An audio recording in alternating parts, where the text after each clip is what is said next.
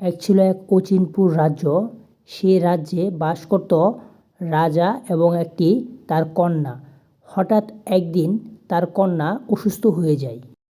রাজকন্যাকে ভালো করতে লাগবে একটি সাপের মণি।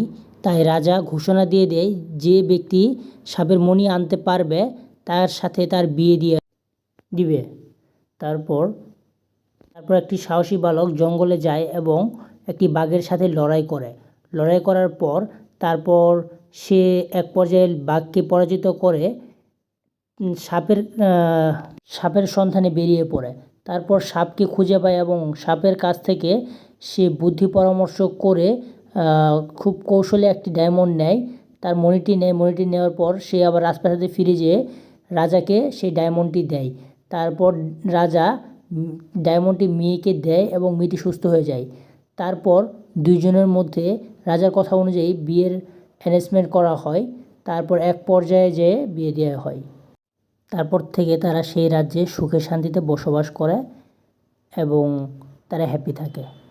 ভিডিওটি ভালো লাগলে লাইক অ্যান্ড সাবস্ক্রাইব করুন প্লিজ। এক ছিল এক অচিনপুর রাজ্য। সে রাজ্যে বাস করত রাজা এবং একটি তার কন্যা। হঠাৎ একদিন তার কন্যা অসুস্থ হয়ে যায়। রাজকন্যাকে ভালো করতে লাগবে একটি সাপের মণি। তাই রাজা ঘোষণা দিয়ে দেয়, যে ব্যক্তি সাপের মণি আনতে পারবে তার সাথে তার বিয়ে দিয়ে দিবে। তারপর একটি সাহসী বালক জঙ্গলে যায় এবং একটি বাঘের সাথে লড়াই করে। লড়াই করার পর তারপর সে এক পর্যায়ে বাঘকে পরাজিত করে সাপের সন্ধানে বেরিয়ে পড়ে।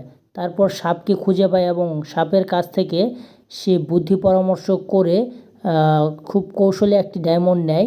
তার মণিটি নেয়। মণিটি নেওয়ার পর সে আবার রাজপ্রাসাদে ফিরে যেয়ে রাজাকে সেই ডায়মন্ডটি দেয়। তারপর রাজা ডায়মন্ডটি মেয়েকে দেয় এবং মেয়েটি সুস্থ হয়ে যায়।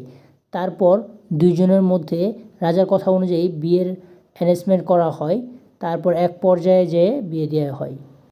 তারপর থেকে তারা সেই রাজ্যে সুখে শান্তিতে বসবাস করে এবং তারা হ্যাপি থাকে। ভিডিওটি ভালো লাগলে লাইক অ্যান্ড সাবস্ক্রাইব করুন প্লিজ।